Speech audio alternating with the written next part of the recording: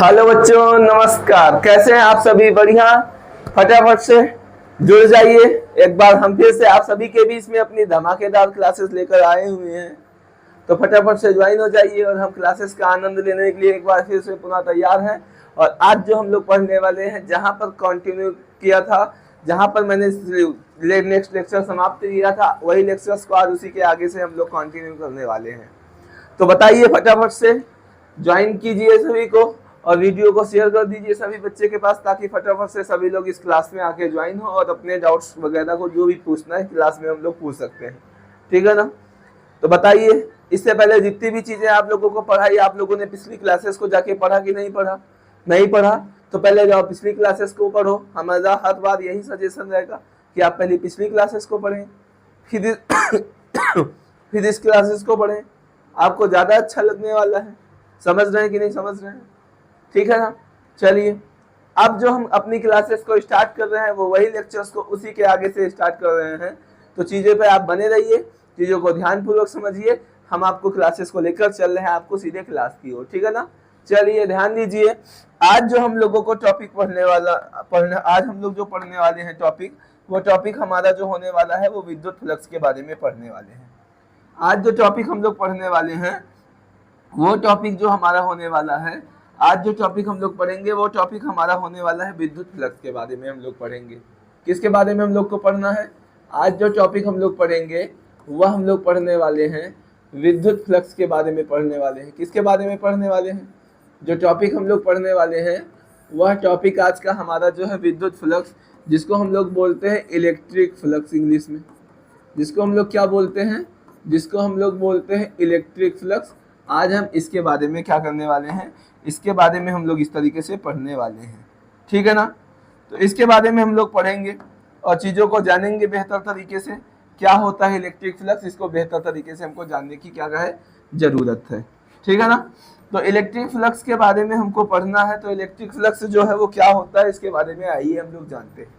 ठीक है ना? तो चीज़ों को एकदम जीरो से हम लोग शुरू करने वाले हैं और उसको डेप्थ में जाने वाले हैं। और चीज़ें इतने अच्छे से हम लोगों को पढ़नी कि हमारे बोर्ड परीक्षा में जो भी नंबर्स आपको मिलने वाले हैं वो आपको पूरे मिलकर जाए इन टॉपिक से। ठीक है ना? तो क्या होता है विद्युत फ्लक्स, आइए इसके बारे में हम सबसे पहले क्या करते हैं, चीज़ों को समझते हैं, जानते हैं क्या होता है, कैसे होता है, क्यों होता है, इसके बारे में हम लोग जानते हैं। ठीक है? तो सबसे पहले अगर हम किसी सरफेस की बात कर लें, सपोज हम ऐसे कोई पृष्ठ ले लिया, इस तरीके से। सपोज हमने क्या ले लिया, यहाँ से सपोज यहाँ से हमने ये पृष्ठ ले लिया। ठीक है ना? इस तरीके से ये एक क्या है, ये एक सरफेस है। और सपोज इस सरफेस, अगर हम बात करें, ये पूरा सरफेस है सपोज। तो पूरे सरफेस का जो एरिया होता है, पूरे सरफेस के एरिया को हम लोग एस सपोज करते हैं। मान लो कि कोई पृष्ठ है और वो पूरा संपूर्ण पृष्ठ है, तो संपूर्ण पृष्ठ के क्षेत्रफल को हम एस से सपोज करते हैं। लेकिन अगर हम बात करें इसी पृष्ठ की, तो इसी पृष्ठ के एक छोटे से भाग की बात करें, तो ये एक छोटा सा भाग हो जाएगा। तो उसके क्षेत्रफल को अगर हम सपोज करें, अगर उस पृष्ठ के क्षेत्रफल को सपोज करें, तो उस पृष्ठ के क्षेत्रफल को हम लोग क्या सपोज करेंगे? उस पृष्ठ का जो क्षेत्रफल है उसको हम लोग ds सपोज करेंगे। ठीक है ना? मतलब कोई भी बड़ा पृष्ठ हो, संपूर्ण पृष्ठ हो, तो उसके क्षेत्रफल को हम s से सपोज करेंगे। और उसका जो सबसे छोटा पृष्ठ होगा उसके क्षेत्रफल को हम लोग किससे सपोज करेंगे? ds से सपोज करने वाले हैं। बात समझे कि नहीं समझे? समझना ही जरूरी है, क्योंकि अगर नहीं समझ में आई तो चीजें आपको क्या कर सकती हैं? दिक्कत कर सकती हैं। चीजें आपको क्या कर सकती है? दिक्कत कर सकती हैं। ठीक है ना? तो समझिएगा। अब सपोज क्या हो रहा है, इस तरीके से अगर हम बात करें, तो अगर हम बात करें कि इस पृष्ठ से सपोज बल रेखाएं क्या हो रही है, बाहर की ओर गुजर रही है। सपोज ये पृष्ठ है और इस पृष्ठ पर जो आवेश है, सपोज कोई आवेश हो सकता है, मान लिया धनात्मक आवेश है। इस पृष्ठ में जो आवेश है वो क्या है? सपोज धनात्मक आवेश है। और ये इसका सेंटर पॉइंट है। और सेंटर पॉइंट को सपोज हम लोगों ने क्या मान लिया है? इस तरीके से O मान लिया है। ठीक है ना? ये पृष्ठ सपोज हमारा कैसा भी हो सकता है, धनात्मक हो सकता है या ऋणात्मक हो सकता है, उसके बारे में हम बात करेंगे। लेकिन अभी मान लिया ये हमारा सेंटर पॉइंट है, तो होगा क्या इसमें बल रेखाएं जो होंगी वो बाहर की ओर जाने वाली हैं। इसमें इस तरीके से क्या होगा, इसमें पृष्ठ से जो बल रेखा है वो इस तरीके से सपोज क्या हो रही है, पृष्ठ में ऐसे सपोज बल रेखा है क्या हो रही है, बाहर जा रही है, ठीक है ना। और बल रेखा जो है इस तरीके से, ये भी ऐसे बहुत सारी बल रेखाएं सपोज बाहर जा रही हैं इस प्रकार से, बात समझे। तो यहां से क्या हो जाएगा, इसका जो परिणामी हो जाएगा इस तरीके से, इसका जो परिणामी हो जाएगा, इसका परिणामी का अगर बात करें, रिजल्टेंट का बात करें इसके, तो इसका जो परिणामी हो जाएगा वो इस प्रकार से हो जाएगा। इसका जो रिजल्टेंट है वो सपोज इस तरीके से हो जाएगा, इसका जो परिणामी है वो हमारा इस प्रकार से हो जाएगा। बात समझे कि नहीं समझे। तो यहाँ पर क्या होगा, ये भी हमारा जो है ये वैद्युत बल रेखा है, ये हमारा क्या है, ये हमारा जो है ये वैद्युत बल रेखा है E, और ये भी हमारा वैद्युत बल रेखा है E, ठीक है ना। तो सपोज इस घटक को हमने क्या मान लिया, इस घटक को हमने cos थीटा मान लिया, और इस घटक को हमने क्या मान लिया, इस घटक को सपोज हमने sin थीटा मान लिया, और यहाँ पर जो कोण होगा इसे हम क्या मानेंगे, थीटा, क्योंकि हमेशा थीटा के पास cos होता है, थीटा का पास cos, इस तरीके से। तो इन दोनों का जो परिणामी हो जाएगा, परिणामी विद्युत क्षेत्र हो जाएगा, वो ये हो जाएगा। बात समझ में आया। तो हम लोग किसके बारे में पढ़ रहे हैं, विद्युत फ्लक्स के बारे में पढ़ रहे हैं। तो cos को हम लोग क्या मानेंगे, cos को हम लोग मानेंगे अभिलंबवत घटक। यहाँ विद्युत क्षेत्र के कितने घटक हैं, 2 घटक हैं, एक E cos थीटा है, एक E sin थीटा है। तो इस घटक को E cos थीटा को हम लोग कौन सा घटक मानेंगे, E cos थीटा को हम लोग यहाँ से मानेंगे कौन सा घटक, अभिलंबवत घटक मानेंगे। कौन सा घटक मानेंगे, इस तरीके से अभिलंबवत घटक मानेंगे। तो यहाँ से क्या हो जाएगा, यहाँ से हम लोग अगर इसका डिफिनेशन करना चाहेंगे तो क्या हो जाएगा, इसके बारे में हमको सब समझना है। तो सबसे पहले हम इसके फार्मूले को समझते हैं। किसके फार्मूले को समझते हैं, आइए देखते हैं। सबसे पहले हम इसके फार्मूले को समझेंगे इस प्रकार से कि इसका फार्मूला क्या होता है, ठीक है ना। तो इसके बारे में हम सबसे पहले समझेंगे कि क्या होता है हमारा विद्युत फ्लक्स। विद्युत फ्लक्स के बारे में हम लोग यहाँ से समझने वाले हैं, ठीक है ना। तो हम विद्युत फ्लक्स के बारे में समझते हैं क्या होता है विद्युत फ्लक्स। तो सबसे पहले यहाँ पर क्या होता है, विद्युत फ्लक्स जो होता है, हम लोग विद्युत फ्लक्स को लिखते हैं किससे, विद्युत फ्लक्स को इस तरीके से हम लोग लिखते हैं फाई ई से लिखते हैं। और यहाँ से फाई ई बराबर जो फार्मूला होता है वह क्या होता है, फाई ई बराबर फार्मूला जो होता है वो इस तरीके से होता है E D S cos theta होता है। क्या होता है formula, E D S cos theta होता है। तो यहाँ से फाई ई का जो फार्मूला होता है वो इस तरीके से E D S cos theta होता है। तो यहाँ कॉस क्या है, कॉस जो है ये अभिलंबवत घटक है, और मुझे अभिलंबवत घटक को लेना है, इसीलिए मैंने कॉस थीटा ले रखा है। डीएस हमारा जो है इस पृष्ठ का जो क्षेत्रफल है उसे हमने डीएस सपोज किया है, और ई क्या है, पृष्ठ से गुजरने वाली वैद्युत बल रेखा है, ठीक है ना। अगर हम इसी फार्मूले को बात करें तो इसी फार्मूले को हम लोग लिख सकते हैं वेक्टर फॉर्म में, vector A dot vector B बराबर ए बी कॉस थीटा। लिख सकते हैं कि नहीं लिख सकते हैं। तो यहाँ पर देखो ए की जगह पर क्या लिखा है, ई लिखा है, और बी की जगह पर डीएस लिखा है कॉस थीटा। तो जहां जहां ए है वहां पर ई रखेंगे, जहां जहां बी है वहां पर डीएस रखेंगे। तो हमारा जो यही फार्मूला है, जो हमारा यही फार्मूला है वो कितना हो जाएगा, तो ये यही फार्मूला हमारा जो है ई हो जाएगा, और इसके ऊपर ऐसे वेक्टर लग जाएगा, और ऐसे हमारा जो डीएस है उसके ऊपर भी वेक्टर लग जाएगा। तो ये दोनों फार्मूले हमारे किसके हो गए, ये फार्मूला हमारा हो गया विद्युत फ्लक्स का, और ये फार्मूला भी हमारा किसका हो गया, ये फार्मूला भी जो है हमारा ये किसका हो गया, विद्युत फ्लक्स का। मींस दोनों फार्मूले जो है वो विद्युत फ्लक्स के ही हैं। ये हमारा जो है ये वेक्टर फॉर्म में है, और ये हमारा वेक्टर फॉर्म में नहीं है। तो जब भी ऐसे चीजें आए तो आपको चीजों को समझना है। इसको हम रफ कर दे रहे हैं यहाँ पे, ठीक है ना। अब हम बात करते हैं इसके बारे में। तो किसे हम कहेंगे विद्युत फ्लक्स। अगर हम बात करें किसके बारे में, अगर हम विद्युत फ्लक्स के बारे में बात करें तो किसे कहेंगे हम विद्युत फ्लक्स, इसके बारे में हमको जानना है। किसे कह सकते हैं हम विद्युत फ्लक्स। तो ये हमारा क्या है, डीएस हमारा क्या है, डीएस हमारा जो है ये पृष्ठ है। तो हम यहाँ पे ही डिफिनेशन को लिख रहे हैं। क्या लिखेंगे कि किसी पृष्ठ से, कहाँ से, डीएस जो है हमारा ये पृष्ठ है कोई, तो लिख देंगे किसी पृष्ठ से। कॉस थीटा क्या है, अभिलंबवत घटक है, तो लिखेंगे किसी पृष्ठ से अभिलंबवत दिशा में, किसी पृष्ठ से अभिलंबवत दिशा में, किसी पृष्ठ से अभिलंबवत दिशा में गुजरने वाली, किसी पृष्ठ से अभिलंबवत दिशा में गुजरने वाली, क्या गुजरने वाली, जो ये वैद्युत बल रेखा है, गुजरने वाली वैद्युत बल रेखाओं की कुल संख्या को,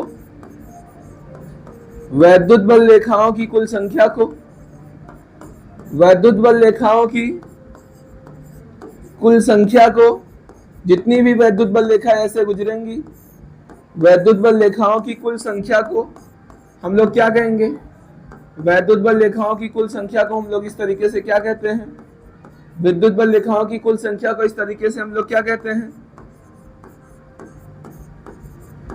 विद्युत फ्लक्स कहते हैं। इस तरीके से चीजों को समझिएगा बेहतर तरीके से। क्या है, फाई जो हमारा ये वैद्युत फ्लक्स है, और कोई पृष्ठ है ds हमारा जो है वो किसी पृष्ठ से cos थीटा जो है हमारा अभिलंबवत घटक है, तो किसी पृष्ठ से अभिलंबवत दिशा में क्या गुजर रही है, ये जो वैद्युत बल रेखा है, गुजरने वाली वैद्युत बल रेखा की जो कुल संख्या है, कुल संख्या जितनी भी बल रेखाएं इस पृष्ठ से जो होंगी, जितनी भी पृष्ठ से बल रेखाएं जो अभिलंबवत दिशा में बाहर निकलेंगी, उसकी जो कुल संख्या होती है उसी को हम लोग वैद्युत फ्लक्स कहते हैं। समझे कि नहीं समझे, आ गया होगा। अब हम बात करते हैं विद्युत फ्लक्स के, तो इसे हम किससे प्रदर्शित करते हैं, जो हमारा विद्युत फ्लक्स होता है इसे हम किससे प्रदर्शित करते हैं, तो इसे हम लोग जो प्रदर्शित करते हैं इसे हम लोग फाई से प्रदर्शित करते हैं। किससे प्रदर्शित करते हैं, इसे हम लोग प्रदर्शित करते हैं फाई से। तो इसे फाई से प्रदर्शित करते हैं इस प्रकार से, ठीक है ना। ये जो बल रेखाएं जितनी भी इस अभिलंबवत दिशा में गुजरेंगी, इनकी जो कुल संख्या होगी उसको हम लोग किससे प्रदर्शित करते हैं, फाई से प्रदर्शित करते हैं। अब देखना क्या है, यहाँ विद्युत क्षेत्र हमारा सदिश राशि है, क्षेत्रफल भी यहाँ हमारा कैसी राशि है, सदिश राशि है, और दो सदिशों का जो डॉट प्रोडक्ट होता है ये इसे बोलते हैं डॉट प्रोडक्ट। तो दो सदिश राशियों का जो डॉट प्रोडक्ट है वो हमेशा जो आएगा वो कैसा आएगा, वो हमारा जो आएगा वो स्केलर आएगा। स्केलर मतलब अदिश राशि आएगा। इसलिए हमारा अगर हम बात करें इस विद्युत फ्लक्स की बात करें तो ये विद्युत फ्लक्स जो हमारा होता है ये कैसी राशि होती है, तो हमारा जो विद्युत फ्लक्स होता है ये हमारा जो है, ये हमारा विद्युत फ्लक्स जो है ये कैसी राशि है, तो विद्युत फ्लक्स जो हमारा है वो एक अदिश राशि है ना। हम बात करते हैं अगर विद्युत फ्लक्स की बात करें तो विद्युत फ्लक्स जो हमारा है वो कैसी राशि है, तो विद्युत फ्लक्स जो है हमारा यह एक अदिश राशि है। विद्युत फ्लक्स की अगर हम बात करें तो यह एक हमारा कैसी राशि है, यह एक हमारा जो है कैसी राशि है, विद्युत फ्लक्स जो है यह हमारा एक कैसी राशि है, तो विद्युत फ्लक्स जो है हम लोगों का यह एक अदिश राशि है। बताइए इतनी चीजें आपको समझ में आई कि नहीं समझ में आई कि नहीं, आपको समझ में आई इतनी चीजें, बताइए। नहीं आई तो वीडियो को बैक करके फिर से देखिए, चीजें आ जाएंगी समझ में। हो सकता है एक बार में समझने में दिक्कत हो, लेकिन बार बार समझने में कोई दिक्कत नहीं होगा। समझे इतनी चीज को कि नहीं, इतनी चीजें समझ में आ गई हो तो आगे के बारे में हम बात करते हैं। बताइए इतनी चीजें आपको आई समझ में कि नहीं आई समझ में। चलिए तो इसके बारे में हम आगे बात करते हैं नेक्स्ट पेज पे, ठीक है ना। तो इस तरीके से हम नेक्स्ट पेज पे बात करते हैं क्या है, तो अगर हम इसके विमीय सूत्र की बात करें पहले, अगर हम इसके किसकी बात करें, इसके विमीय सूत्र की बात करें, तो विमीय सूत्र निकालने से पहले हम लोग इसके मात्रक की बात कर लेते हैं कि विद्युत फ्लक्स का मात्रक क्या होता है। तो विद्युत फ्लक्स के मात्रक की अगर बात कर लें तो अभी अभी हम लोगों ने पढ़ा है कि फार्मूला जो होता है वो फाई बराबर होता है, कितना होता है, फाई बराबर फार्मूला जो होता है वो इस तरीके से हमारा क्या होता है, फाई बराबर जो फार्मूला होता है वो EDS होता है। कितना होता है, फाई बराबर जो फार्मूला होता है वो EDS होता है इस प्रकार से। तो यहाँ से कितना हो जाएगा, यहाँ से जो है हमारा वो क्या हो जाएगा, इसका मात्रक आइए हम जानते हैं, ठीक है ना। तो अगर हम मात्रक की बात करें कि इसका जो मात्रक होता है वो इसका मात्रक जो है वो क्या होता है, अगर हम मात्रक की बात करें तो मात्रक इसका जो है वो क्या होगा, जानकारी करते हैं इसके बारे में, समझते हैं चीजों को। तो अगर हम विद्युत क्षेत्र की बात करें तो विद्युत क्षेत्र का जो मात्रक होता है निकालते हैं, तो अगर हम विद्युत क्षेत्र के मात्रक की बात करें तो हमारा जो विद्युत क्षेत्र है इसका जो मात्रक होता है वो इस प्रकार से क्या होता है, विद्युत क्षेत्र का जो मात्रक होता है यहाँ से वो न्यूटन प्रति कूलाम हम लोगों ने पहले पढ़ रखा है जब विद्युत क्षेत्र की तीव्रता हम लोगों ने पढ़ा था, ठीक है ना। लेकिन यहाँ अगर हम यहाँ पर विद्युत क्षेत्र की तीव्रता का मात्रक जो है न्यूटन प्रति कूलाम होता है, लेकिन अगर इस क्षेत्रफल की बात करें तो इस क्षेत्रफल का जो मात्रक होगा वो इस क्षेत्रफल का जो मात्रक होगा वो इस प्रकार से हमारा मीटर स्क्वायर होने वाला है, ठीक है ना। तो इसका जो मात्रक हो जाएगा वो मात्रक क्या हो जाएगा यहाँ से, तो इसके मात्रक को हम लोग लिख सकते हैं न्यूटन, और न्यूटन इस तरीके से न्यूटन मीटर स्क्वायर और जो बटे में कूलाम है तो इस तरीके से हमारा कूलाम हो जाएगा। तो यह हमारा क्या हो गया, ये मात्रक हो गया, किसका मात्रक हो गया, विद्युत फ्लक्स का जो मात्रक है वो हमारा न्यूटन मीटर स्क्वायर प्रति कूलाम होता है। समझे कि नहीं समझे। अब हम बात करते हैं इसके विमीय सूत्र की। अगर बात करें, अगर हम इसके विमीय सूत्र की इस तरीके से बात करें, क्या बात करें, अगर हम इसके विमीय सूत्र की बात करें तो इसका जो विमीय सूत्र है वो क्या होगा, आइए इसके बारे में जानते हैं। तो अगर हम इसके डायमेंशनल फार्मूला की बात करें, इसके विमीय सूत्र की बात करें तो इसका जो विमीय सूत्र है वो क्या होने वाला है, विमीय सूत्र निकालते हैं इसका, जिसको हम लोग क्या बोलते हैं, विमीय सूत्र को हम लोग बोलते हैं डायमेंशनल फार्मूला। क्या बोलते हैं हम लोग विमीय सूत्र को, विमीय सूत्र को हम लोग बोलते हैं इस प्रकार से डायमेंशनल फार्मूला के बारे में। आइए हम इसके बारे में जानकारी करते हैं, क्या होता है इसका विमीय सूत्र जो होता है, समझिए चीजों को, ठीक है ना।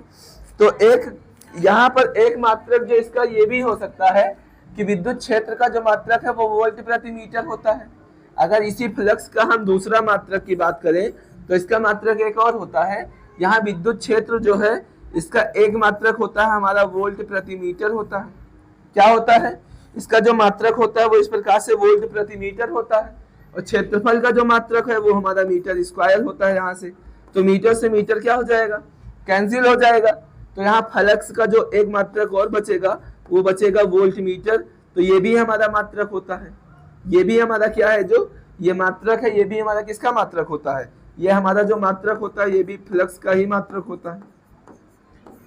समझे कि नहीं समझे चीजों को। चलिए बात करते हैं हम विमीय सूत्र के बारे में। अगर हम बात करें तो विमीय सूत्र इसका क्या होता है, आइए हम लोग इसका निकालते हैं विमीय सूत्र।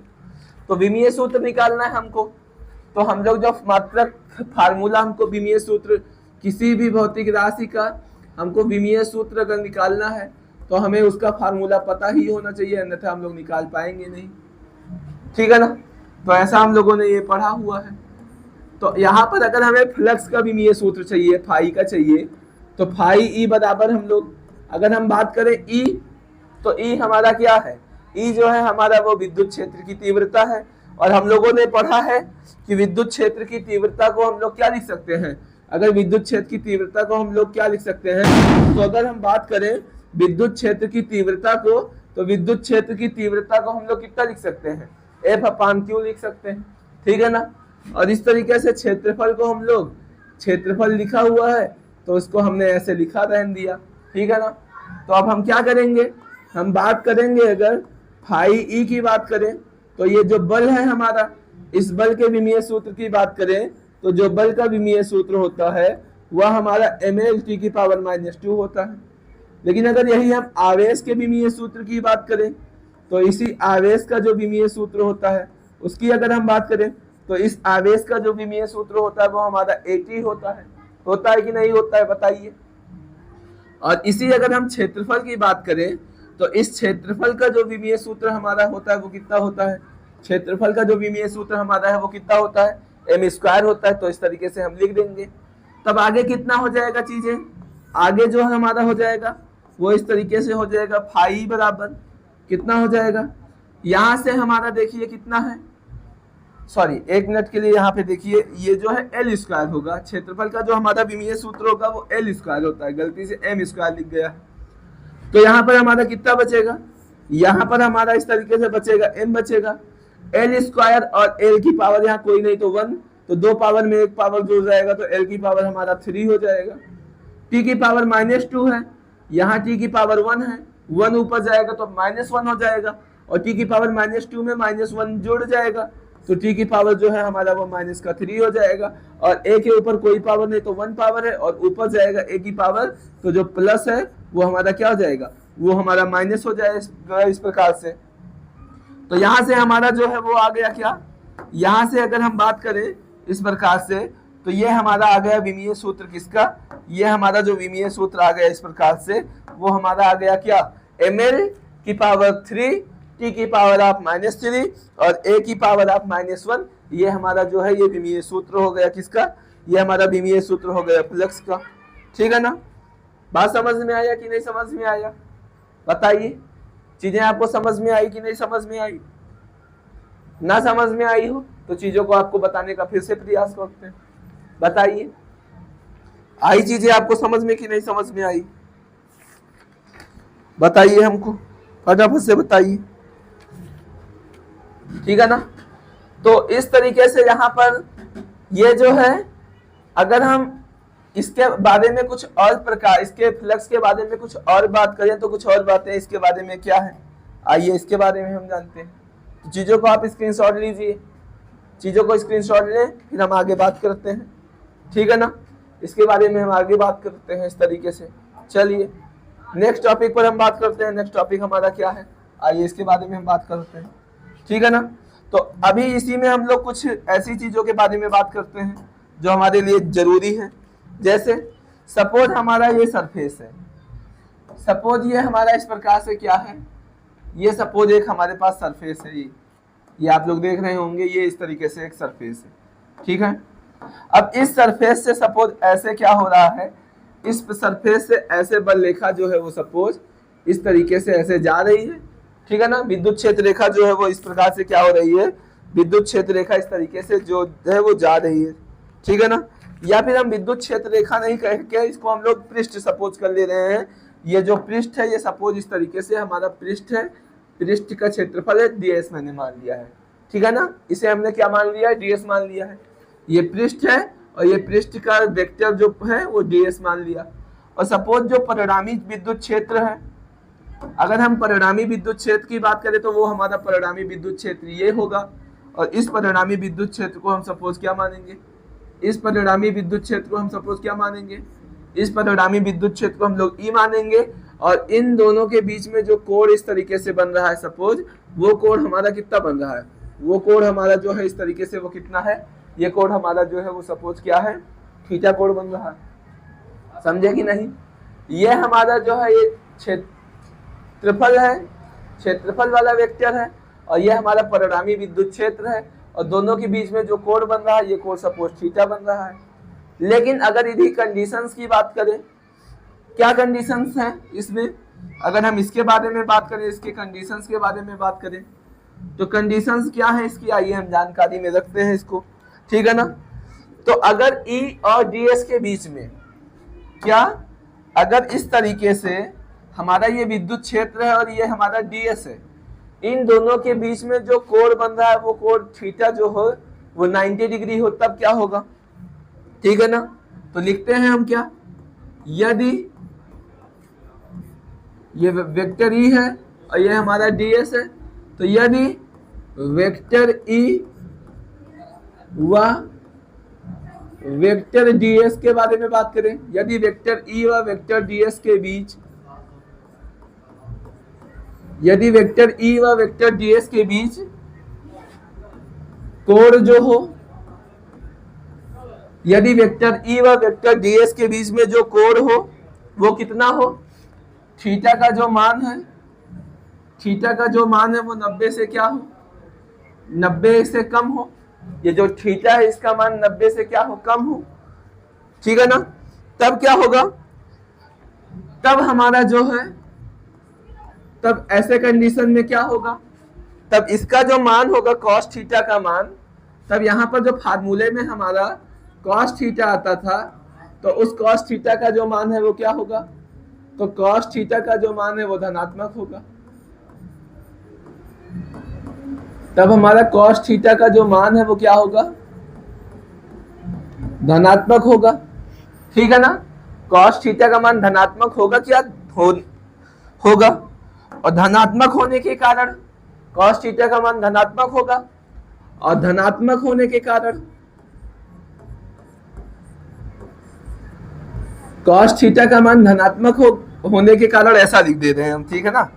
cos थीटा का मान धनात्मक होने के कारण, cos थीटा का मान धनात्मक होने के, cos थीटा का मान धनात्मक होने के कारण, cos थीटा का मान धनात्मक होने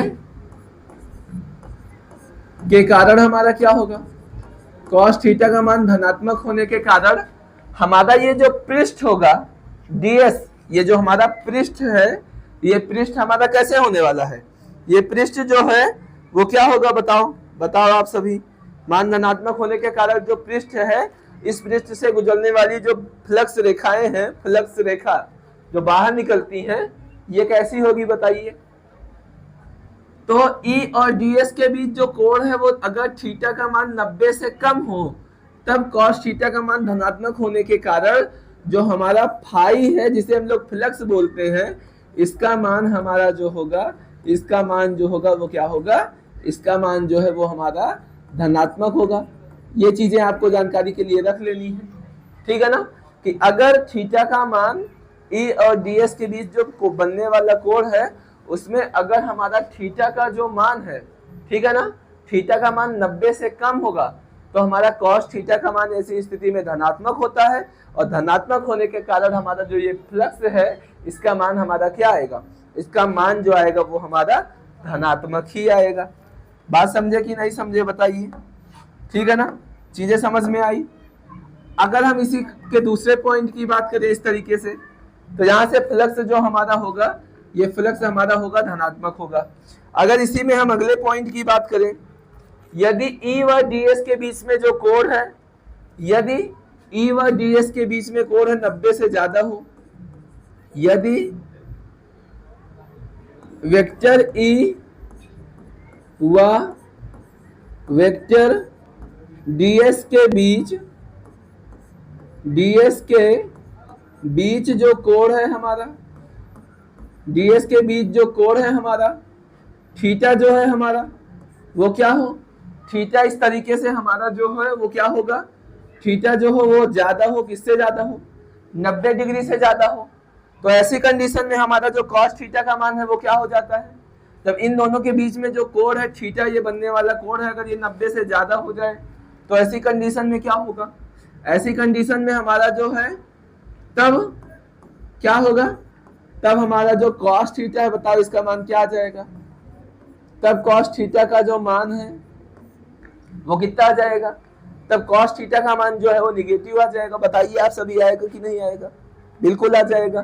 तब क्या होगा, तब हमारा जो cos थीटा का मान है वो क्या होगा, निगेटिव होगा, मतलब ऋणात्मक होगा, और ऋणात्मक होने के कारण, cos थीटा का मान ऋणात्मक होने के कारण क्या होगा, cos थीटा का जो मान है वो ऋणात्मक होने के कारण क्या होगा, हमारा जो फ्लक्स है, जिसे हम लोग फाई लिखते हैं या फाई ई लिखते हैं, इसका मान जो है हमारा वो क्या हो जाएगा, इसका जो मान है वो इस प्रकार से हम लोगों का क्या हो जाएगा, इसका मान जो फाई का मान है वो हमारा क्या होगा, फाई का जो मान है वो इस प्रकार से हमारा क्या होने वाला है, फाई का जो मान है वो इस प्रकार से हमारा ऋणात्मक होगा।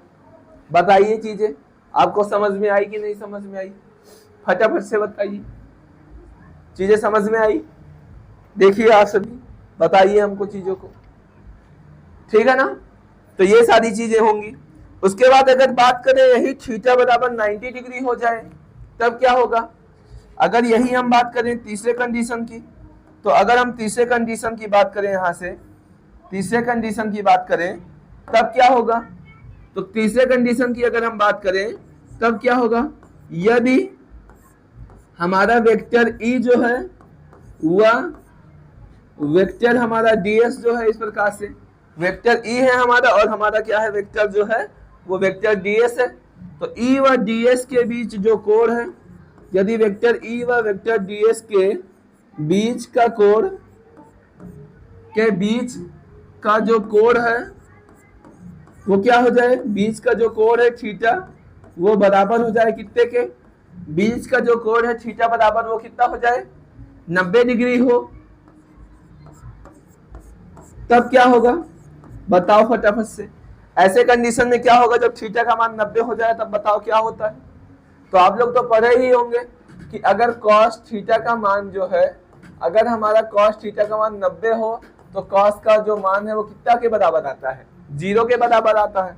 तब क्या हो जाएगा, तब हमारा जो है cos थीटा का मान शून्य होने के कारण, cos थीटा का जो मान है वो क्या होने के कारण, तब cos थीटा का जो मान है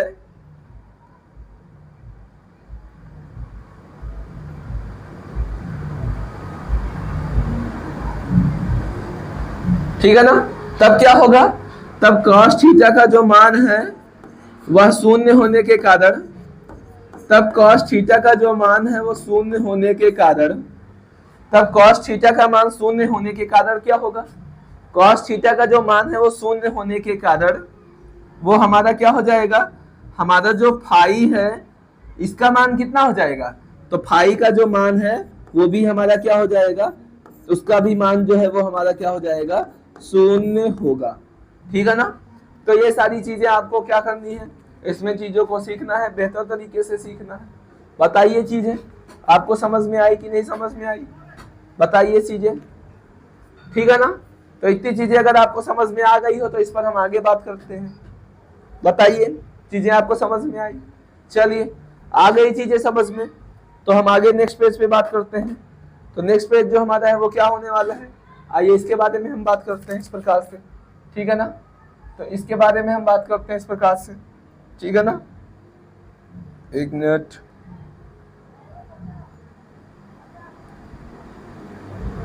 ये ठीक है। इस तरीके से अगर हम बात करें इसके बारे में और आगे बात करें तो आगे क्या हो जाएगा, अगर हम फ्लक्स के प्रकार की बात करें, वैद्युत फ्लक्स के प्रकार की अगर बात करें कि क्या कितने प्रकार का हमारा वैद्युत फ्लक्स होता है, तो अगर हम वैद्युत फ्लक्स के प्रकार के बारे में बात करें कि वैद्युत फ्लक्स का जो प्रकार है वो क्या होता है, कितने प्रकार का होता है, तो अगर हम वैद्युत फ्लक्स के प्रकार के बारे में बात करेंगे, टाइप्स ऑफ इलेक्ट्रिक फ्लक्स के बारे में हम बात करें, तो हमारा वैद्युत फ्लक्स जो होता है वो 2 प्रकार से होता है। कितने प्रकार से हमारा होता है, 2 प्रकार से होता है। सपोज एक इस तरीके से है और एक हम लोग इस तरीके से ऐसे सपोज करके रखा है। ठीक है ना।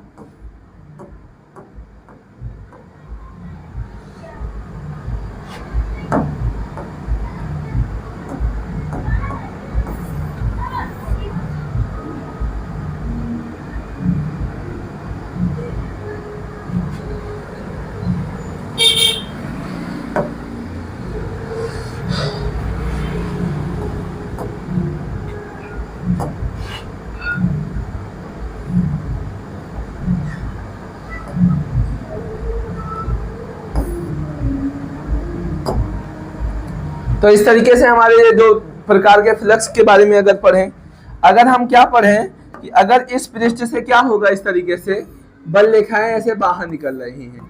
अगर मान लो किसी पृष्ठ से ऐसे बल रेखाएं क्या हो रही हैं, बाहर निकल रही हैं। ठीक है ना। विद्युत क्षेत्र रेखा जो है वो किसी पृष्ठ से क्या हो रही है, ऐसे बाहर निकल रही हैं। तब हमारा जो ये पृष्ठ होगा वो कैसा होगा, धनात्मक होगा।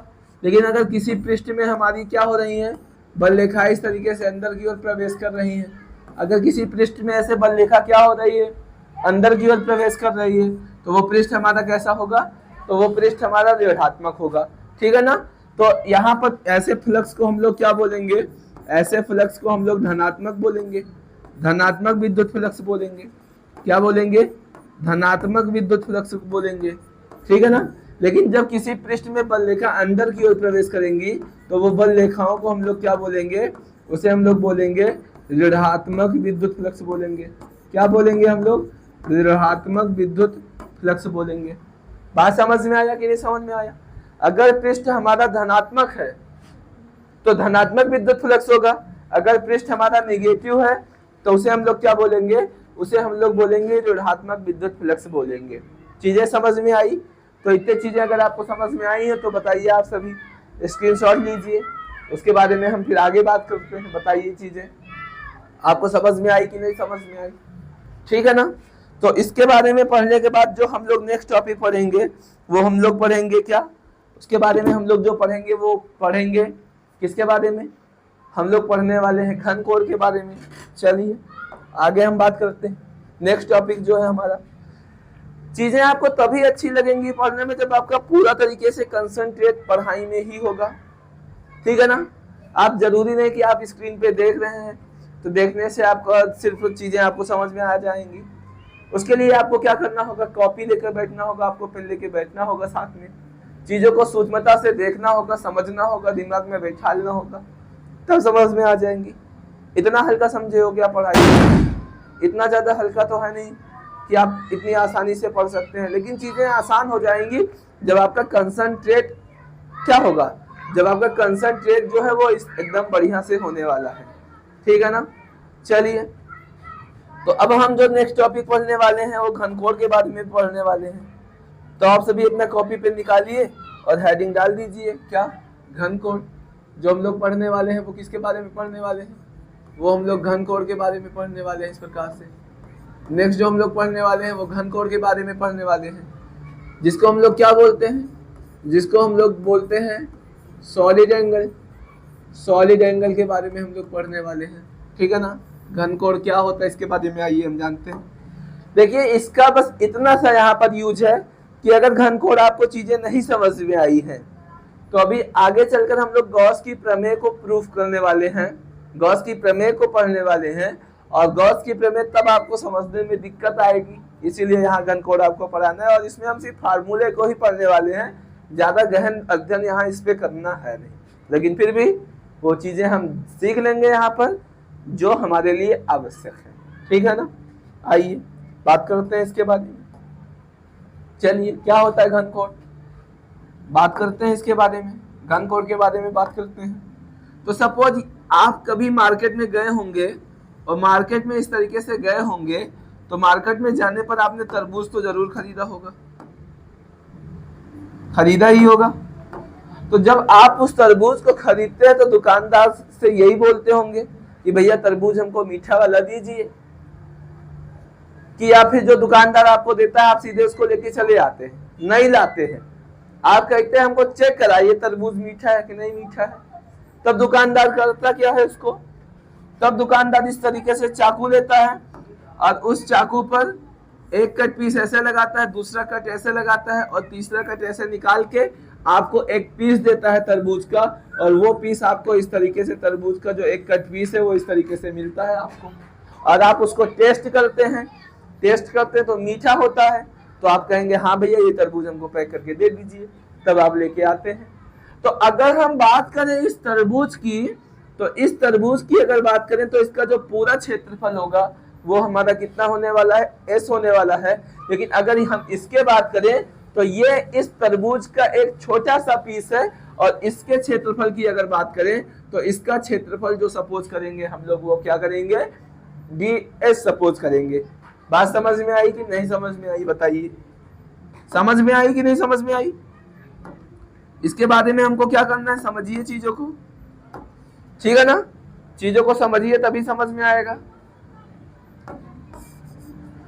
मैंने कहा मार्केट में जो तरबूज लेने गए उसका क्षेत्रफल जो होगा एस होगा, और तरबूज के उस छोटे से पीस का जिसको आपने चेक किया है तो उसका जो क्षेत्रफल होगा वो सपोज कितना होगा, उसका जो क्षेत्रफल होगा वो इस तरीके से कितना होगा, जो होगा उसका क्षेत्रफल वो हमारा कितना होगा, ऐसे हमारा उसका जो क्षेत्रफल होगा वो हमारा डीएस होगा।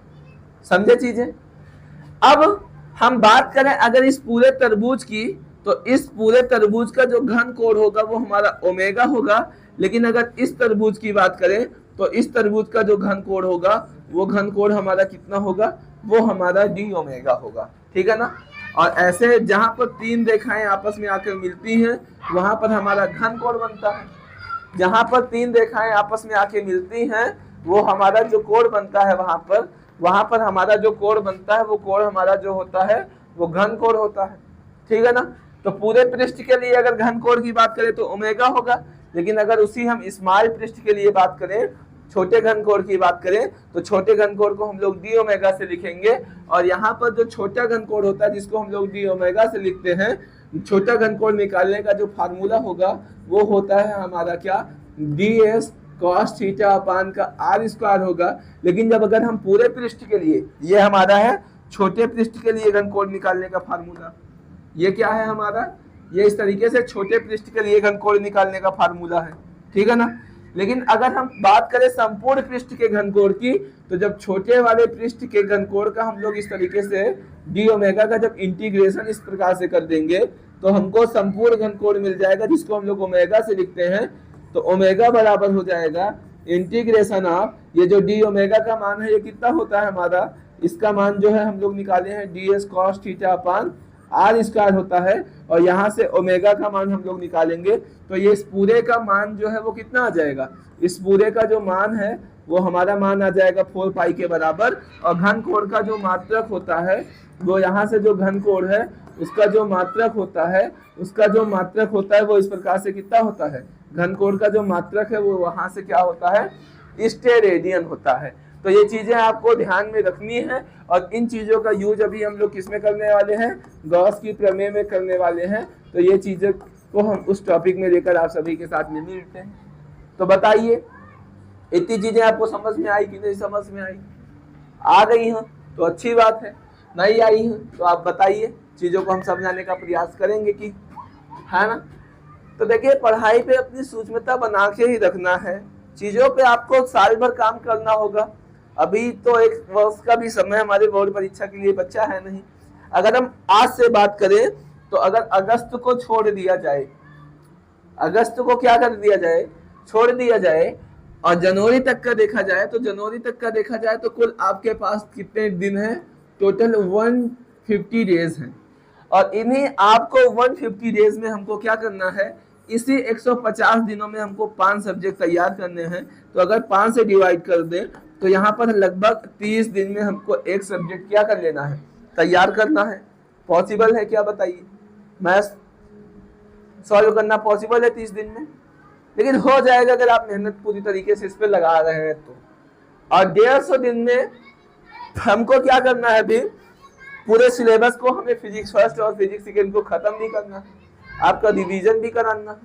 बीच में हमारी कई सारी मैराथन क्लासेस भी लगने वाली है, लाइव लेक्चर्स के साथ लगने वाली है, 6-6 घंटे 5-5 घंटे आप सभी के बीच में डायरेक्ट हम लोग बने रहने वाले हैं, ठीक है ना। तो सिलेबस तो हमको खत्म करना है, रिवीजन भी अच्छे कराने हैं, और पेपर में मैक्सिमम मार्क्स आपको 95 प्लस दिलाना भी है ना। सिर्फ ऐसे नहीं कि आपको हम पढ़ाई दे रहे हैं, पासिंग मार्क दिला देंगे, बिल्कुल भी नहीं। हर एक न्यूमेरिकल्स को आपको बेहतर तरीके से सॉल्व कराया जाएगा, और जो भी है चीजें आप सभी को वो बेहतर तरीके से आपको पढ़ाई जाएंगी, ठीक है ना। आपके नंबर्स, मैक्सिमम नंबर के लिए जो भी करना होगा हम लोग को यहाँ से क्या किया जाएगा, वो सारी चीजें हम लोग करेंगे। बात समझ रहे हैं कि नहीं समझ रहे हैं, समझना पड़ेगा आपको चीजों को, ठीक है ना। बताइए चीजें आपको समझ में आ रही है हर चीजें की नहीं, बताइए इतनी चीजों के बारे में आ गई, बहुत अच्छे। आगे हम बात करते हैं, और नेक्स्ट हेडिंग जो हम लोगों का वो होता है, सीधे हम लोग चलने वाले हैं गॉस की प्रमेय पर। हम लोग गॉस की प्रमेय के बारे में पढ़ेंगे, ठीक है ना।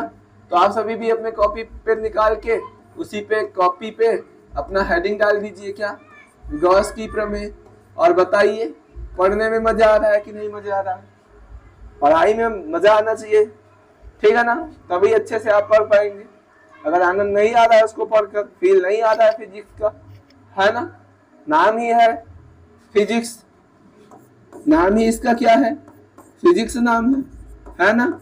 और अगर इसको हम तोड़ना चाहें 2 शब्दों में, तो जिसको पढ़ने के बाद ऐसा हम कह सकते हैं छोटा सा, कि जिसको पढ़ने के बाद इसको हो जाए, वही हमारा फिजिक्स है। तो फिजिक्स पढ़ के आपको फील पूरा आना चाहिए। अगर फील आपको फिजिक्स को पढ़कर फील नहीं आ रहा है तो आपका फिजिक्स पढ़ने का कोई मतलब ही समझ लीजिए नहीं, ठीक है ना। तो ये हमारा जो नेक्स्ट हेडिंग होने वाला है वो गॉस की प्रमेय के बारे में पढ़ने वाले हैं। और गॉस की प्रमेय को पहले हम बेहतर तरीके से क्या लिखेंगे, गॉस की प्रमेय को पूरा हम बेहतर तरीके से लिख देंगे, और बाद में उसको हमको क्या करना है, प्रूफ करना है। और कभी भी हम पहले क्या होता है कि किसी भी नियम को या किसी भी डेफिनेशन को आपको पहले बताने का प्रयास मेरा रहता नहीं है। लेकिन यहाँ पर जब साइंटिस्ट के नियम की बात करें तो इसको हम पहले लिख लेंगे शब्दों में बेहतर तरीके से और फिर उस पर चीजों को एक्सप्लेन करेंगे, ज्यादा अच्छे से समझ में आएंगी। लेकिन जब डिफिनेशंस की बात होगी तो जब तक हम अपने डेरिवेशंस को सॉल्व नहीं कर लेते तब तक हम कोई भी डिफिनेशंस करते ही नहीं है, क्योंकि चीजें आसान हो जाती हैं। तो काम ही है आसान वे में पढ़ाना, ताकि आपको दिक्कत का सामना ना करना पड़े, ठीक है ना, ताकि आपको क्या हो, दिक्कत का सामना ना करना पड़े, ठीक है ना। तो क्या होगा आइए इसके बारे में बात करते हैं, ठीक है। तो 1 मिनट का समय दीजिएगा।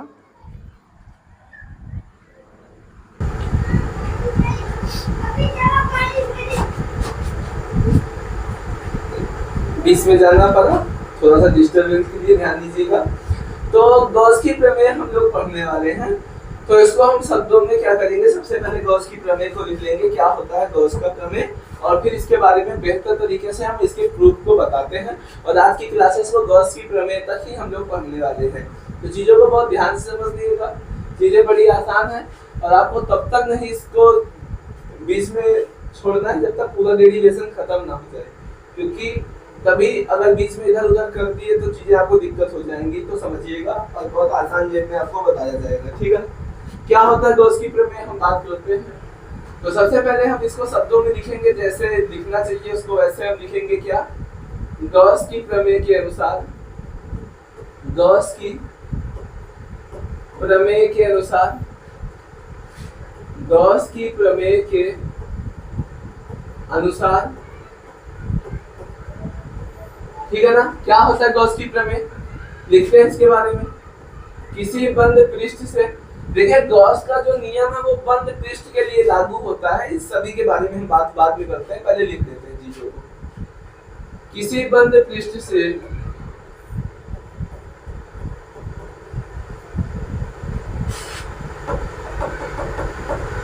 किसी बंद पृष्ठ से, किसी बंद पृष्ठ से गुजरने वाला, किसी बंद पृष्ठ से गुजरने वाला संपूर्ण वैद्युत फ्लक्स, किसी बंद पृष्ठ से गुजरने वाला संपूर्ण वैद्युत फ्लक्स, किसी बंद पृष्ठ से गुजरने वाला संपूर्ण वैद्युत फ्लक्स, इसको किससे लिखते हैं, हाई ई से लिखते हैं। किसी बंद पृष्ठ से गुजरने वाला संपूर्ण वैद्युत फ्लक्स उस पृष्ठ में, उस बंद पृष्ठ में, उस बंद पृष्ठ में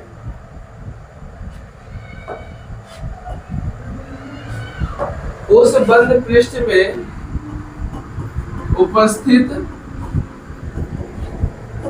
उस बंद पृष्ठ में उपस्थित कुल आवेश, उस बंद पृष्ठ में उपस्थित कुल आवेश Q, उस बंद पृष्ठ में उपस्थित कुल आवेश Q का 1/0 गुना कुल आवेश Q का 1/0 गुना होता है। और इस तरीके से डबल इनवर्स कॉमा हम लोग बंद कर देंगे। ये हमारा जो है ये क्या होता है, गॉस का प्रमेय होता है। क्या, कि किसी बंद पृष्ठ से गुजरने वाला जो संपूर्ण वैद्युत फ्लक्स फाई है वो उस पृष्ठ में उपस्थित कुल आवेश Q का कितना होता, गुना होता है, Q का 1/0 गुना इस तरीके से होता है। मतलब हमारा जो फाई ई है, हमारा इस तरीके से अगर हम बात करें फाई ई की, तो फाई ई जो हमारा होता है वो हमारा बराबर होता है किसके, Q/0 का होता है। मतलब किसी पृष्ठ से जो गुजरने वाला जो फ्लक्स है उस पृष्ठ में जितना आवेश है उसका बटे ε0 गुना, इस प्रकार से हमारा क्या है होता है। बात समझे, ठीक है ना। तो चीजों को बेहतर तरीके से आपको समझने की जरूरत है और बने रहिए क्लास में भी, इसको हम प्रूफ भी करते हैं। तो अब हम जो बात करेंगे इस गॉस की प्रमेय जो ये है हमारा है, इसी को हमको क्या करना है, इसी को हमको प्रूफ करना है। तो आइए हम इसके प्रूफ को देखते हैं, चीजों को समझते हैं और इस पर हम बात करते हैं, ठीक है ना। चीजों को आप समझिए, ठीक है ना। तो अब अगली हेडिंग आप सभी जो है अपने कॉपी पे निकालिए और उसी कॉपी पे मतलब नेक्स्ट हेडिंग जो है कॉपी तो निकली हुई होगी आपकी और उसी पर जो हेडिंग है वो उस तरीके से हेडिंग डालिए निगमन मतलब डेरिवेशन को इसलिए हम लोग करते हैं, इसका डेरिवेशन जो है वो क्या होता है। तो सबसे पहली चीज जो गॉस का प्रमेय है वो गॉस की जो प्रमेय है वो बंद पृष्ठ के लिए लागू है। गॉस की जो प्रमेय है वो किसके लिए लागू है, गॉस की जो प्रमेय है वहां पर इस तरीके से वो बंद पृष्ठ के लिए लागू है। हमारी जो गॉस की प्रमेय है वो इस प्रकार से बंद पृष्ठ के लिए लागू है, इस प्रकार से, ठीक है ना। हमारी जो गॉस की प्रमेय है वो बंद पृष्ठ के लिए लागू है। सपोज ये एक बंद पृष्ठ है और इस बंद पृष्ठ का जो केंद्र है, इस बंद पृष्ठ का जो केंद्र है सपोज वो केंद्र कितना है, इस बंद पृष्ठ का जो केंद्र है वो सपोज इस केंद्र बिंदु को हमने सपोज ओ मान लिया है। कितना मान लिया है, ओ, और इस ओ पर जो चार्ज हमारा रखा है वो सपोज कितना चार्ज रखा है, प्लस क्यू चार्ज रखा हुआ है इस प्रकार से, ठीक है ना। और इस पूरे पृष्ठ का जो क्षेत्रफल है सपोज इस पूरे पृष्ठ का जो क्षेत्रफल है वो सपोज कितना है, इस तरीके से एस है। और हम छोटे पृष्ठ को मानकर सपोज करेंगे, हम इसको सॉल्व करेंगे एक छोटा पृष्ठ सपोज मान करके, तो ये सपोज छोटा पृष्ठ है और इस छोटे पृष्ठ का जो क्षेत्रफल है वो सपोज कितना है, हमारा ds है। तो यहाँ इस पृष्ठ O से r दूरी पर यहाँ पर जो ये डिस्टेंस है ये सपोज r है और इस r दूरी पर एक बिंदु हमने P सपोज कर लिया और इस P पर हमको निकालनी है क्या, विद्युत क्षेत्र की तीव्रता निकालना। क्या निकालना, अच्छा एक काम करते हैं इसको हम नेक्स्ट पेज पे ही कर दे रहे हैं, ठीक है ना। इसको हम क्या करते हैं नेक्स्ट पेज पे ही कर दे रहे हैं, ठीक है। इसको हम एक काम करते हैं नेक्स्ट पेज पे ही समझते हैं निगमन को बेहतर तरीके से। चलिए यहीं पे हम हेडिंग डाल दे रहे हैं, ठीक है ना। क्या हेडिंग है आप लोगों का, निगमन है। इसको हमको प्रूव करना है, गॉस की प्रमेय को क्या करना है, प्रूव करना है। और हमको क्या प्रूव करना है, हमको यहाँ से यही प्रूव करना है कि ये जो फाई ई बराबर अभी हम लोगों ने पढ़ा कि वो पान अपसा लेगा, तो इसको हमको प्रूव करना है, ठीक है ना।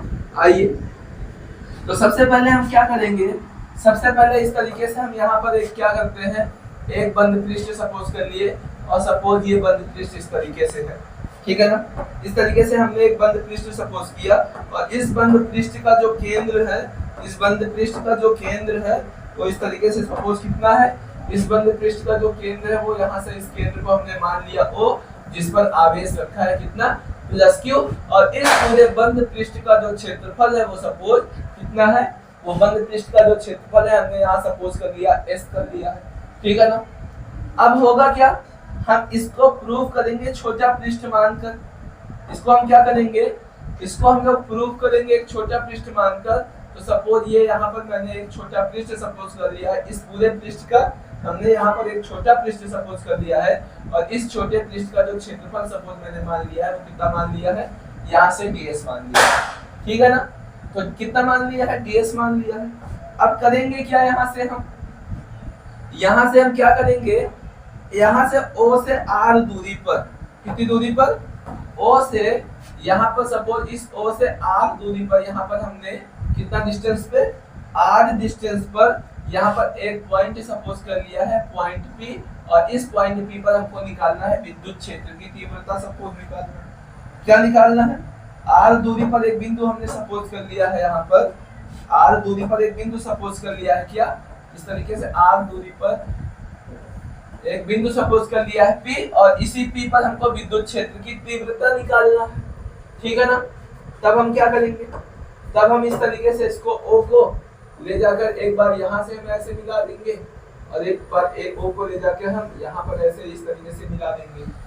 तब क्या होगा, तब हो जाएगा क्या, तब इस तरीके से हम अगर बात करें, तो इस तरीके से अगर हम बात करें तो यहाँ से कितना हो जाएगा, तब इस O और इस P जहाँ पर होता है वहाँ एकांक आवेश हम लोग सपोज करते हैं, और यहाँ एकांक आवेश और प्लस Q के बीच में प्रतिकर्षण बल लगेगा, जिसके कारण जो विद्युत क्षेत्र की दिशा है, जो किसकी दिशा है, जो विद्युत क्षेत्र की दिशा अगर बात करें तो विद्युत क्षेत्र की जो दिशा है वो इस प्रकार से ये हो जाएगी। ये हमारा क्या हो जाएगा, ये हमारा हो जाएगा जो ये है, ये हमारा हो जाएगा विद्युत क्षेत्र की जो दिशा है वो ऐसे हो जाएगी। अब हम क्या करेंगे, यहाँ पर इस तरीके से हम लोग ऐसे लंब खींच देंगे, नॉर्मल खींच देंगे, ठीक है ना। और यहाँ पर जो कोण है, सपोज इस कोण को हमने क्या मान लिया, थीटा मान लिया। इस तरीके से दिख रहा है कि नहीं दिख रहा है, बताइए आप सभी, ठीक है ना। तो सबसे पहले हम इस चित्र के बारे में जो रचना है, इस चित्र के बारे में लिखते हैं, है ना। क्या लिखते हैं, रचना यही लिखेंगे कि मान लिया S एक बंद पृष्ठ है जिसका केंद्र O है, जिस पर प्लस Q आवेश स्थित है, बिंदु O से R दूरी पर एक बिंदु P है जिस पर विद्युत क्षेत्र की तीव्रता क्या करना है, ज्ञात करना। बात समझ में आ गई। तो एक बात यहाँ पर अगर हम बात करें इस तरीके से किसकी, अगर यहाँ पर हम बात करें घन कोण की, तो यहाँ पर जो घन कोण हो जाएगा वो कितना हो जाएगा, तो यहाँ पर जो घन कोण है, छोटा पृष्ठ है ds, तो जो घन कोण है हमारा वो कितना हो जाएगा, d ओमेगा हो जाएगा। जो हमारा घन कोण है वो कितना हो जाएगा, वो घन कोण हमारा d ओमेगा हो जाएगा। तो हम लिखेंगे यहाँ पर क्या, हम लिखते हैं इसको, क्या लिखेंगे हम लिखेंगे यहाँ पर इस तरीके से, क्या लिखेंगे, माना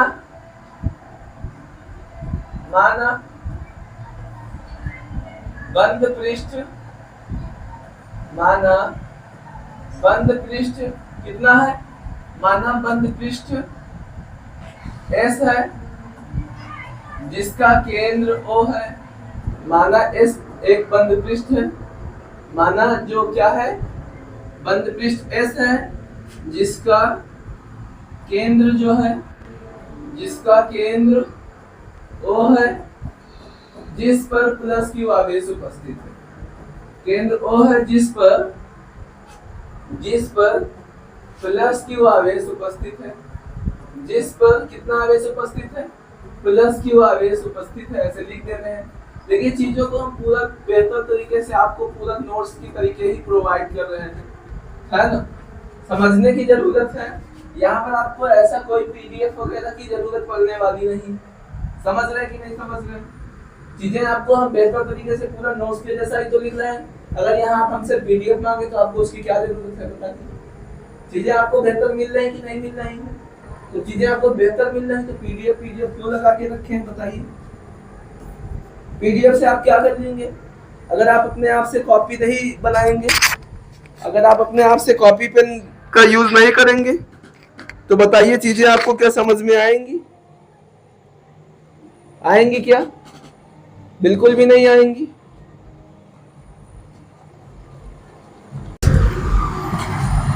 प्रॉब्लम ये थी माइक को मैंने निकाल के रख दिया था और दोबारा उसको लगाया नहीं, जिसकी वजह से वीडियो में देखा होगा कुछ थोड़ा सा साउंड का इशू आ गया होगा आपको। कोई दिक्कत नहीं है, थोड़ा सा ईयरफोन का यूज कर लीजिए, ईयरफोन का यूज कर लेंगे चीजें आपको क्लियर हो जाएंगी, ठीक है ना। तो ये वीडियो हम अलग से अगर डालनी पड़ेगी तो अलग से भी डाल सकते हैं हम लोग, या फिर उसी में जोड़ देंगे, तो उसी में देख लीजिएगा। अगर आपको ये वीडियो ज्वाइंट में ही मिल जाएगा तो ठीक है, नहीं तो ये जो टॉपिक ये जो भी माइक की वजह से इशू हुआ इसको हम अलग वीडियो में डाल दे रहे हैं। तो इतनी चीजें आपको बताए हैं, चीजें लिखी हुई हैं। माना प्लस Q आवेश उपस्थित है, ठीक है ना। अब बिंदु O से R दूरी पर, सपोज बिंदु कहां से, बिंदु O से कितनी दूरी पर, R दूरी पर एक बिंदु P है, इस तरीके से तो लिख देंगे बिंदु O से कितनी दूरी पर, R दूरी पर बात करें तो बिंदु से R दूरी, O से R दूरी पर एक बिंदु जो है, एक बिंदु हमारा जो है वो क्या है, एक बिंदु इस तरीके से हमारा P है, ठीक है ना। जिस पर क्या करना है, जिस पर विद्युत क्षेत्र की तीव्रता हमको सबसे पहले इस बिंदु P पर निकालना है, क्या विद्युत क्षेत्र की तीव्रता, जिस पर विद्युत क्षेत्र की तीव्रता, जिस पर विद्युत क्षेत्र की तीव्रता सपोज ज्ञात करनी है, जिस पर विद्युत क्षेत्र की तीव्रता ज्ञात करनी है, जिस पर विद्युत क्षेत्र की तीव्रता क्या करनी है, ज्ञात करनी। इसको आप लोग अपने हिसाब से भी लिख सकते हैं जैसा आपको कंफर्टेबल लगे। तब क्या हो जाएगा, तब बिंदु P पर हम लोग निकालेंगे विद्युत क्षेत्र की तीव्रता। तब बिंदु P पर क्या निकालेंगे, तब बिंदु P पर हम लोग निकालेंगे इस प्रकार से विद्युत क्षेत्र की तीव्रता निकालेंगे। तब हम लोग बिंदु P पर ऐसे विद्युत क्षेत्र की तीव्रता क्या करेंगे, तब हम लोग बिंदु P पर विद्युत क्षेत्र की तीव्रता जो है वो निकालेंगे यहाँ से, ठीक है ना। कैसे निकलेगा उस पर हम बात करते हैं।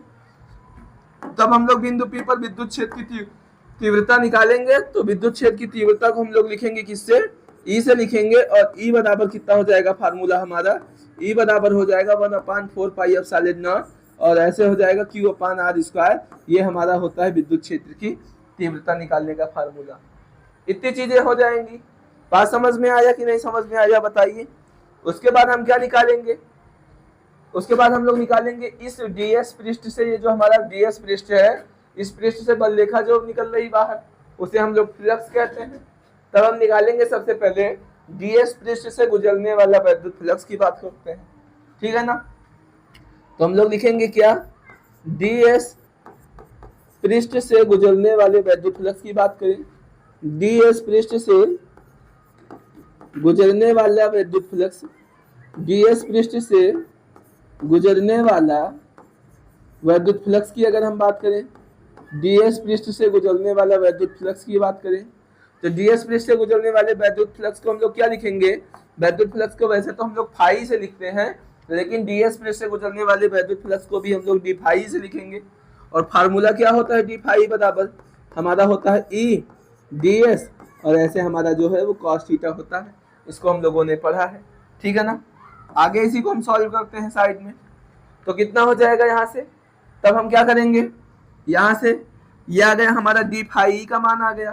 सपोज ये हमारा रिलेशन नंबर सेकेंड हो गया, ठीक है ना। अब हमको निकालना है क्या, हमको निकालना है संपूर्ण पृष्ठ से गुजरने वाला वैद्युत फ्लक्स। तो हम लिख दे रहे हैं क्या, संपूर्ण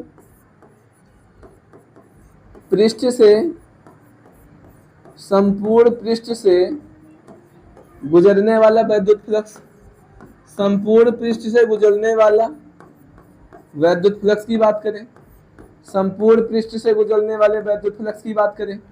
तो संपूर्ण पृष्ठ से गुजरने वाले वैद्युत फ्लक्स को निकालने के लिए छोटे पृष्ठ के वैद्युत फ्लक्स का ये जो डी फाई ई निकाले हैं, इसका हम लोग समाकलन कर देंगे तो हमको संपूर्ण पृष्ठ का फ्लक्स पता चल जाएगा, जिसको हम लोग लिखते हैं किससे, फाई से लिखते हैं। बताइए हो जाएगा कि नहीं। तब यहाँ से फाई बराबर हमारा कितना हो जाएगा, इंटीग्रेशन ऑफ डी फाई। तो डी फाई का मान कितना लिखा है, E D S cos theta लिखा है। इस मान को लाके यहाँ पर रख देंगे तो हो जाएगा E D S cos theta, ऐसे हो जाएगा। चीजें समझ में आई कि नहीं समझ में आई। तो इतनी चीजों का आप स्क्रीनशॉट लीजिए, उसके बाद नेक्स्ट पेज पे चलते हैं। तो यहाँ से ये जो चीजें बची है इसको हम नेक्स्ट पेज पे लेके जा रहे हैं, देखिएगा ध्यान से, ठीक है ना। तो यहाँ पर क्या आया था, यहाँ पर आया था हमारा अभी phi equal to integration of E into D S into cos theta आया था, ठीक है ना। तो यहाँ से हो जाएगा कितना, फाई ई बराबर जो हो जाएगा इंटीग्रेशन ऑफ, अच्छा ई का मान अभी हम लोग कितना निकाल के रखा है बताओ, 1/4 pi epsilon naught Q upon R square, इसको ले जाके रख देंगे ई का मान यहाँ पर। तो 1/4 पाई एप्सिलॉन नॉट और क्यू अपान आर स्क्वायर को इस तरीके से हम लोग कॉमन लिख देंगे, और इनटू ये जो डी एस है लाके यहाँ रख देंगे, और साथ में कॉस थीटा है तो कॉस थीटा को लाके रख देंगे। समाकलन करना है हमको, तो हमको पता है ये इतना वैल्यू जो हमारा ये कांस्टेंट है, कांस्टेंट को हम लोग समाकलन के बाहर लिखेंगे, और साथ में हमारा ये क्यू भी तो कांस्टेंट होगा, इसे भी हम बाहर लिखेंगे। तो अंदर कितना बचेगा, अंदर बचेगा हमारा समाकलन के अंदर बचेगा इस तरीके से डी एस कॉस थीटा, और बटे में हमारा कितना बचेगा, बटे में हमारा इस तरीके से बचेगा क्या, आर स्क्वायर बचेगा। समझे कि नहीं समझे। तब कितना हो जाएगा, फाई बराबर हो जाएगा 1/4 पाई एप्सिलॉन नॉट क्यू। और अभी अभी हम लोगों ने थोड़ी देर पहले पढ़ा है, क्या पढ़ा है, इस तरीके से हम लोगों ने पढ़ा है कि integration D S cos theta upon R square का मान कितना होता है, 4 पाई होता है। तो यहाँ से देखो integration D S cos theta upon R square कितना हो जाएगा, इतना जो हमारा है ये इतना वैल्यू, ये इतना वैल्यू हमारा कितना हो जाएगा, ये इतना वैल्यू हमारा 4 पाई के बराबर हो जाएगा, इतनी चीजें। तब क्या हो जाएगा, 4 पाई से यहाँ हमारा 4 पाई कैंसिल हो गया, तो हमारा कितना बचेगा, 4 पाई से 4 पाई कैंसिल हो गया, तो हमारा बचेगा फाई ई बराबर जो है हमारा कितना हो जाएगा, फाई बराबर हो जाएगा, यहाँ से कितना बचा, क्यू बचा। तो फाई बराबर हमारा हो जाएगा कितना, क्यू, और बचे में हमारा क्या बचा है, एप्सिलॉन नॉट बचा है, और यही तो हमको लाना था। तो यही फार्मूला तो हमारा क्या है, यही फार्मूला तो हमारा गॉस की प्रमेय है, और ये हमारा क्या होगा इस प्रकार से, ये हमारा इस प्रकार से प्रूफ हो गया। तो बताइए चीजें आपको समझ में आई कि नहीं समझ में आई? चीजें आपको समझ में आई कि नहीं समझ में आई? आ गई होंगी तो अच्छी बात है, नहीं आई है तो बताइए हमें, ठीक है ना? नहीं समझ में आई है तो आप हमको बताइए, चीजों को आपको एक्सप्लेन कर दे रहे हैं। तो ये रहा हमारा क्या, ये हमारा गॉस की प्रमेय था। सबसे ऊपर प्रमेय पहले लिखी है, फिर मैंने उसके डेरिवेशन को यहाँ से चालू किया और डेरिवेशन को इस तरीके से प्रूव किया, एकदम आसान शब्दों में बेहतर तरीके से हम लोगों ने पूरी कोशिश की कि जो डेरिवेशन है वो आसानी से प्रूफ हो जाए इस तरीके से, ठीक है ना? तो आज की क्लासेस को हम यहीं पर समाप्त करेंगे। आप सभी के बीच में कल हम लोग जो पढ़ेंगे वो गॉस प्रमेय के अनुप्रयोग पढ़ेंगे। तब तक के लिए आप गॉस की प्रमेय को बेहतर तरीके से पढ़ कर आइए, चीजों को बेहतर तरीके से समझ में रख के आइए। आप चीजों को बेहतर तरीके से पढ़े होंगे तब आपको बेहतर चीजें जो भी करेंगे आप बेहतर ही करेंगे, ठीक है ना?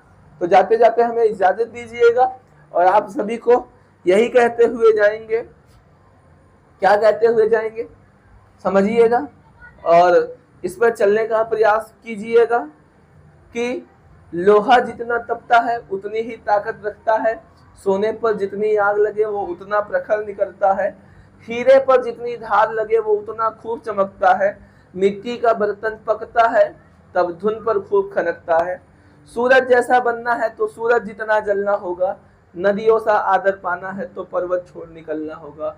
और हम सब भारत माँ के बेटे हैं, क्यों सोचे राह सरल होगा, ज्यादा वक्त लगेगा पर संघर्ष जरूर सफल होगा, हर एक संकट का हल होगा, वो आज नहीं तो कल होगा। इसी शुभकामनाओं के साथ आप सभी हमें इजाजत दीजिएगा। मिलते हैं आप सभी के पास नेक्स्ट क्लास में और वो क्लासेस भी लेकर आएंगे आप सभी के बीच में धमाकेदार क्लासेस। तब तक के लिए मुझे इजाजत दीजिएगा। नमस्कार दोस्तों।